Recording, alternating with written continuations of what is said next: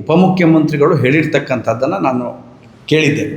ಈಗಾಗಲೇ ನಾನು ಹೇಳಿದಾಗೆ ಉತ್ಸಾಹದಿಂದ ಇರ್ಬೋದು, ಕೇಂದ್ರದಿಂದ ಹಣ ಬರ್ತದೆ ಮತ್ತು ಸಹಜವಾಗಿ ಇಲ್ಲೆಲ್ಲ ಅಭಿವೃದ್ಧಿಯ ವಿಚಾರ. ಯಾಕಂದರೆ ನೋಡಿ, ಅದನ್ನೇ ನಾನು ಹೇಳ್ತಾ ಇರೋದು. ಸಹಜವಾಗಿ ಅವ್ರು ಪ್ರತಿನಿಧಿಸ್ತಕ್ಕಂಥ ಕ್ಷೇತ್ರ ಯಾವುದು? ಕನಕಪುರನ ಆ ಕಡೆ. ಅವರು ಅಧಿಕಾರದಲ್ಲಿ ಉಪಮುಖ್ಯಮಂತ್ರಿ ಸ್ಥಾನ. ಸೊ ಇಡೀ ಜಿಲ್ಲೆಯ ಅವ್ರ ಕೈಯಲ್ಲಿದೆ, ಒಪ್ತೀನಿ ನಾನು ಅದನ್ನು ಅಲ್ಗಳಿತಲ್ಲ. ಅವ್ರು ಹೇಳಿರೋದು ಅವನ್ನು ಒಪ್ಕೊಂಡಿದ್ದೇನೆ, ಇಲ್ಲ ಅಂತ. ನಾನು ಅದಕ್ಕಾಗಿ ಹೇಳ್ತಾ ಇರೋದು, ನಾವು ಕೂಡ ಅವ್ರು ಮನವೊಲಿಸ್ತೇವೆ ಅಂತ.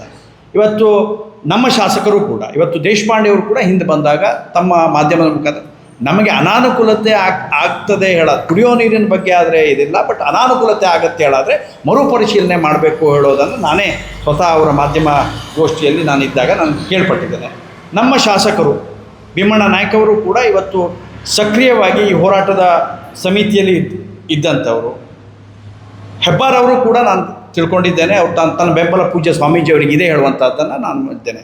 ಮತ್ತು ಈಗಾಗಲೇ ಅದನ್ನೇ ಹೇಳಿದಾಗೆ ಸಂರಕ್ಷಣಾ ಸಮಿತಿಯಲ್ಲಿ ಎಲ್ಲರನ್ನೂ ಕೂಡ ಒಳಗೊಂಡಿದ್ದೇನೆ, ಎಲ್ಲ ಜಾತಿಯವ್ರನ್ನ, ಎಲ್ಲ ಧರ್ಮದವ್ರನ್ನ, ಎಲ್ಲ ಪಕ್ಷದವ್ರನ್ನ. ಹಾಗಾಗಿ ಈ ಒಕ್ಕೂಟ ಹೋರಾಟ ಅವಶ್ಯಕ ಹೇಳುವಂಥದ್ದು ನನ್ನ ಅನಿಸಿಕೆ. ಇದು ರಾಜ್ಯನೋ ಕೇಂದ್ರನೋಕ್ಕಿಂತ ಹೆಚ್ಚಾಗಿ ನಾವೆಲ್ಲರೂ ಕೂಡ ಗಟ್ಟಿ ಧ್ವನಿಯಿಂದ ಮನವೊಲಿಸ್ತಕ್ಕಂಥ ಪ್ರಯತ್ನ, ನಮ್ಮ ಪಕ್ಷದ ಅಧಿಕಾರದಲ್ಲಿರ್ತಕ್ಕಂಥ ಮಂತ್ರಿಗಳಿರ್ಬೋದು ಅಥವಾ ಕೇಂದ್ರದ, ಈಗಾಗಲೇ ನಾನು ಹೇಳಿದಾಗೆ ಯೋಜನೆ ಅಲ್ಲಿಂದ ಬಂದಿರುವಂಥದ್ದು, ಇಲ್ಲಿ ಅನುಷ್ಠಾನಕ್ಕೆ ಸಹಕಾರಿ. ಇವತ್ತು NHAI ರಿಪೋರ್ಟು ಕೊಡ್ತಕ್ಕಂಥದ್ದು ಸಹಜವಾಗಿ ರಾಜ್ಯ ಸರ್ಕಾರದ ಕರ್ತವ್ಯ. ಆ ರಾಜ್ಯ ಸರ್ಕಾರ ಪ್ರೀ ಫಿಸಿಬಿಲಿಟಿ ರಿಪೋರ್ಟ್ ಈಗಾಗಲೇ ಹೋಗಿದೆ, ತಮಗೂ ಗೊತ್ತಿರೋ ಹಾಗೆ. ಈಗ DPR ಇದು ಬಯಾಸ್ಡ್ ಇದಾಗುತ್ತೆ.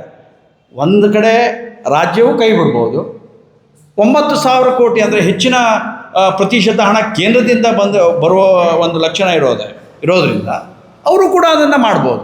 ಕರ್ಮಭೂಮಿ, ನಮ್ಮ ಕರ್ಮಭೂಮಿ ಈ ಜಿಲ್ಲೆ, ಈ ತಾಲೂಕು, ನಮ್ಮ ಕರ್ಮಭೂಮಿಗೆ ಯಾವುದೇ ರೀತಿ ತೊಂದರೆ ಆಗಲಿಕ್ಕೆ ನಾವ್ಯಾರು ಬಿಡೋದಿಲ್ಲ.